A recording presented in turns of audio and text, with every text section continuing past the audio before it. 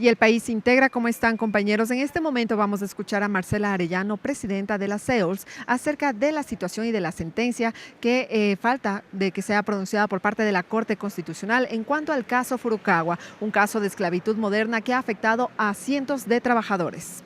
Efectivamente, el caso Furukawa es un caso bastante grave. En el Ecuador se ha descubierto esclavitud moderna. Los compañeros estuvieron expuestos a trabajo forzoso durante la vida de esta empresa.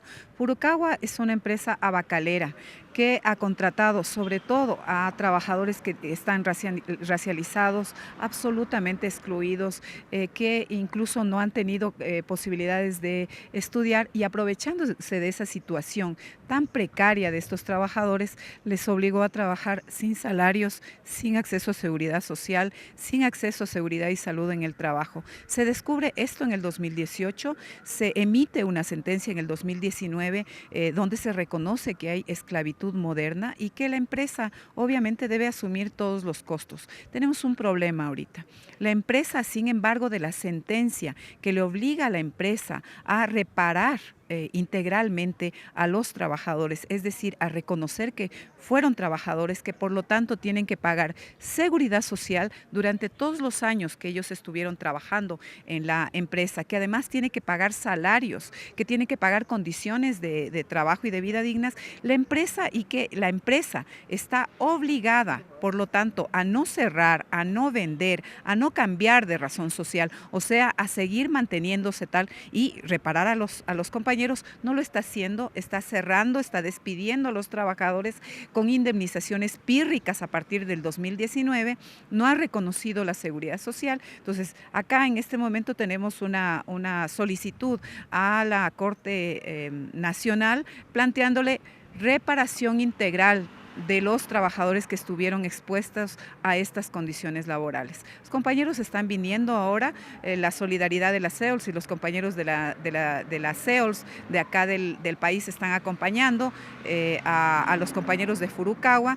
Nosotros demandamos a la Corte que emita la sentencia de reparación integral, pero que además vincule al Estado. ¿Por qué se produce esta situación de esclavitud moderna? Porque no tenemos institucionalidad, porque no tenemos Ministerio de Trabajo garante de derechos. El Ministerio de Trabajo, unos 2 años antes de descubrir esclavitud moderna, premia a la empresa Furukawa como modelo de producción, como modelo de gestión. Esta es la situación de la Inspección del Trabajo y del Ministerio de Trabajo que tenemos en este momento. Un Ministerio de Trabajo que no protege derechos y que permite que ocurran estas irregularidades que ponen en serio cuestionamiento el trabajo decente en el Ecuador. Ahora, ¿qué esperan ustedes de la Corte Constitucional por un lado y por otro lado, cuántos serían los trabajadores afectados? Son todos los trabajadores que han pasado en Furukawa, que creo que son alrededor de 1.200 trabajadores que han tenido vinculación a esta empresa. Nosotros esperamos que la Corte Constitucional asuma también la responsabilidad y plantee cuál es la responsabilidad del Estado y cómo el Estado debe asegurar reparación integral para estos compañeros. Nosotros demandamos, uno, que se les pague los salarios. Si han tenido 40 años de trabajo, que se revise y se pague los salarios de 40 años de trabajo. Asimismo, que se tenga acceso a la seguridad social de estas personas que incluso están envejecidas, están con enfermedades profesionales, pero además que están excluidas del acceso a pensión, a salud, etcétera. Entonces, es necesario que esa reparación integral incluya derechos laborales en el mundo del trabajo, ¿no es cierto? Seguridad social, salarios, seguridad y salud en el trabajo, pero también que haya un reconocimiento de la situación de esclavitud a lo que se vieron forzados como responsabilidad también del Estado. Esa es nuestra... Pero dependiendo, por ejemplo, el fallo que dé la Corte Constitucional, si es que lo da a favor de los trabajadores de Furukawa, ¿este pronunciamiento beneficiaría solo a las personas que demandaron a la empresa o también al total de los 1.000 empleados que usted mencionaba? Nosotros esperamos que sea al total de los trabajadores, hayan denunciado o no, porque ya se evidenció que las condiciones de trabajo de estas personas que estaban vinculadas a Furukawa eran condiciones de esclavitud moderna. El Ecuador ha quedado en serio cuestionamiento por responsabilidad del Ministerio de Trabajo, de la Inspección de Trabajo y de los empleadores que abusan de esa debilidad institucional que tenemos.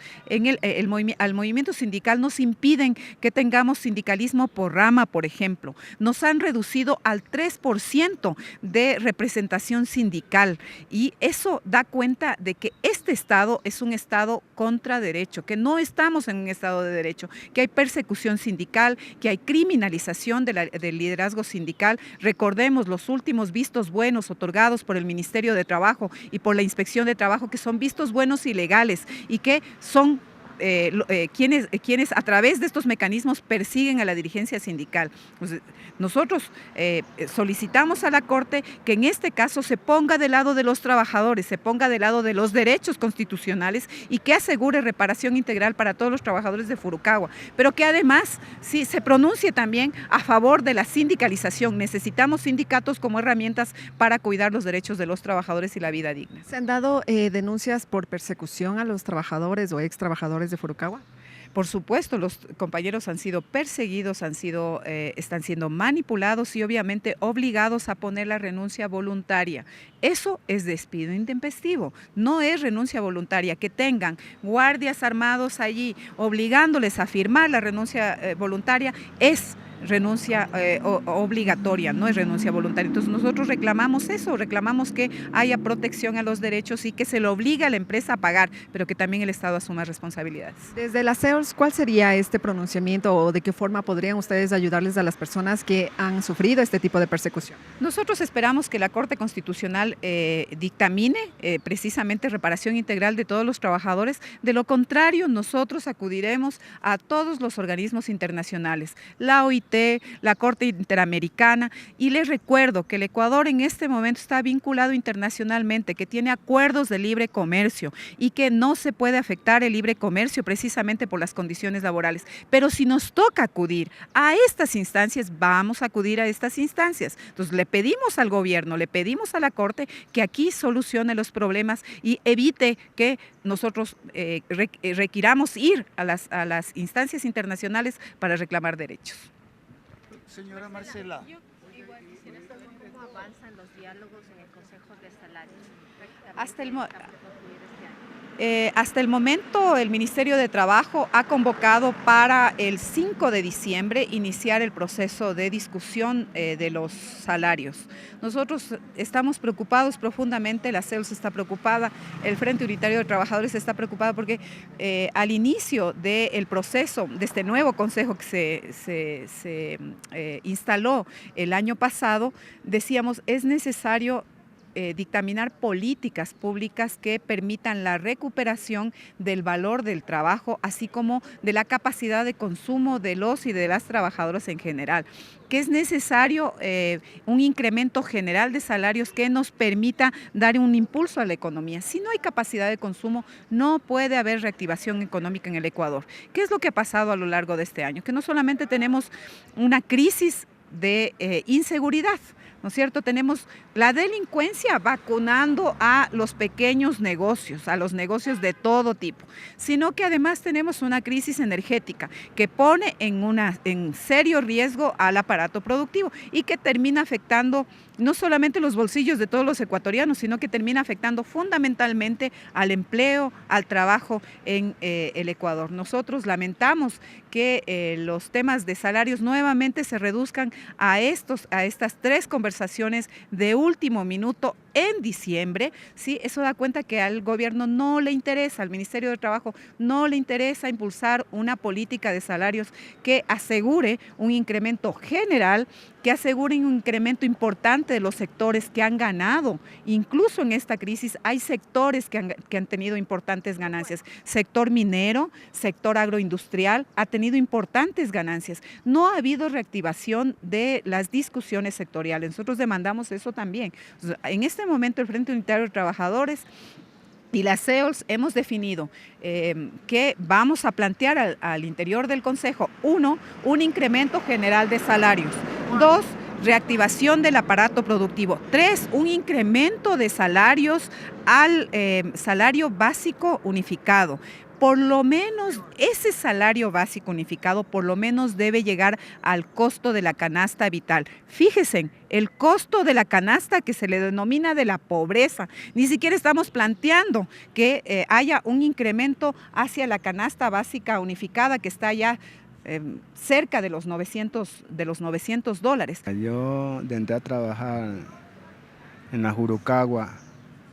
Más o menos, o sea, completamente trabajé 20 años estuve trabajando y ahí comenzaron a votar la gente. Después que uno trabajaba, uno se sentía preocupado porque no teníamos cómo uno resolver problemas. Nosotros que no teníamos una cédula a la mano, todo eso, y ellos procuraban abusar de nosotros, porque eso es un abuso de ellos contra nosotros. Nosotros como somos humildes, somos pobres, cada cual cogía un campamento, otro campamento, le íbamos a distintos campamentos, pero era la misma compañía.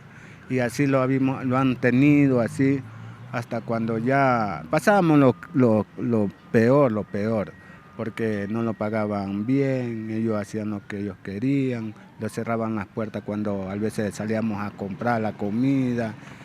Venía el descuento de ahí mismo, todo lo descontaban de lo poquito que ganábamos nosotros. Seña que nosotros aburridamente, cada cual cogió su lado, porque ya no lo sentimos bien ahí, porque era mucho maltrato, que lo maltrataban, y ahora sí.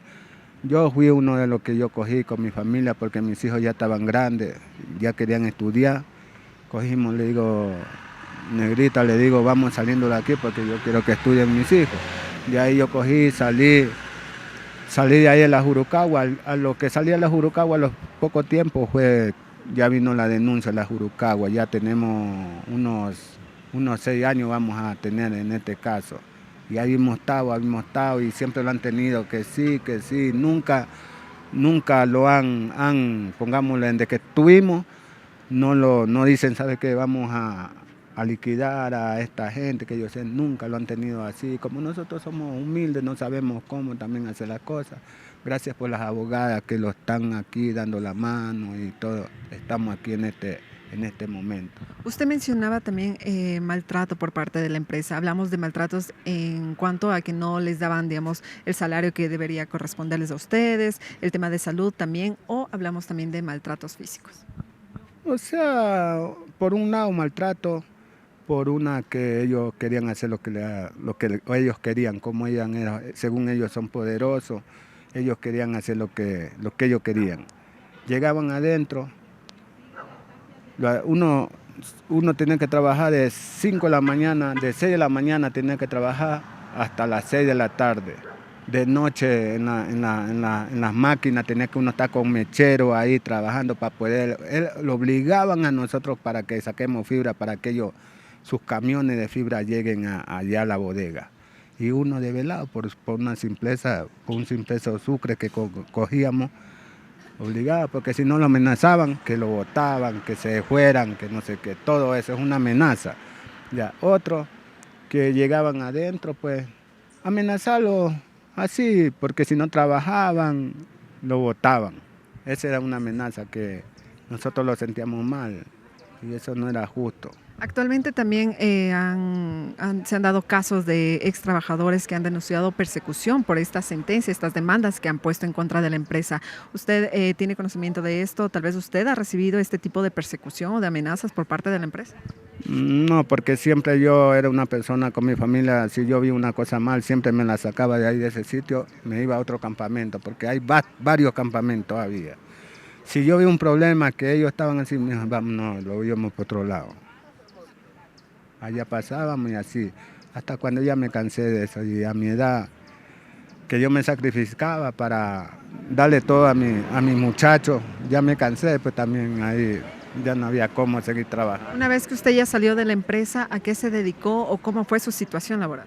De ahí me vine, yo me dediqué porque yo Me conseguí un amigo que trabajaba de cobrador. Me dice, necesita un hombre para cobrador. Y ahí me fui a cobrar en una moto.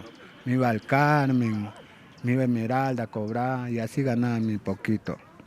Y como estaba denunciada ya la Jurucaba, me arrimé a ella porque yo como trabajador le digo, mija, vamos, pues nosotros somos trabajadores, vamos. Y ahí habíamos estado en la lucha, pero hasta el sol de mediodía se ha visto nada, no sé.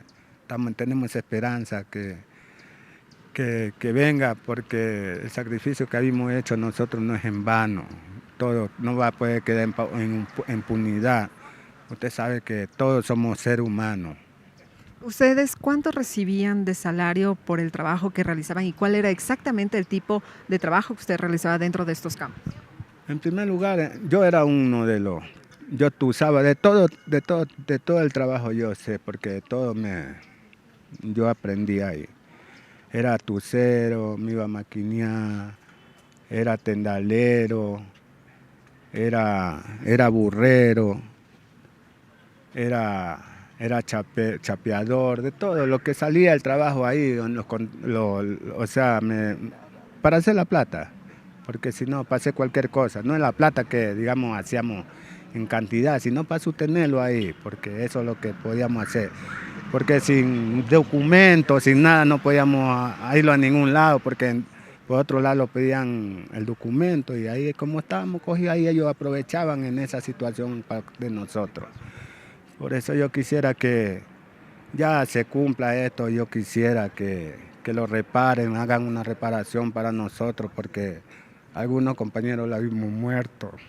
Así es, compañeros, en este momento, como escuchábamos a Marcela Arellano, representante de la SEOLS, quien acaba de dar detalles acerca del caso Furukawa, un caso de esclavitud moderna que ha vulnerado los derechos de cientos de trabajadores y que ante la Corte Constitucional ya se ha presentado una denuncia y también están esperando a un pronunciamiento de la Corte Constitucional acerca de esta sentencia que lleva desde el 2018. En estos momentos también escuchábamos a uno de los ex trabajadores de la empresa Furukawa, quien nos dio detalles de cómo era este trabajo dentro de la empresa y la vulneración de derechos que ellos recibían, incluso el trato que se le daba a los trabajadores, tomando en cuenta que muchos de ellos no contaban con documentos de identidad ni documentos con los cuales ellos podrían conseguir otro tipo de trabajos. Sin embargo, este tipo de evidencia es parte de la denuncia que ellos han colocado dentro de la Corte Constitucional para que exista este pronunciamiento. Con esta información estaremos pendientes para traerles más novedades. Corape informa.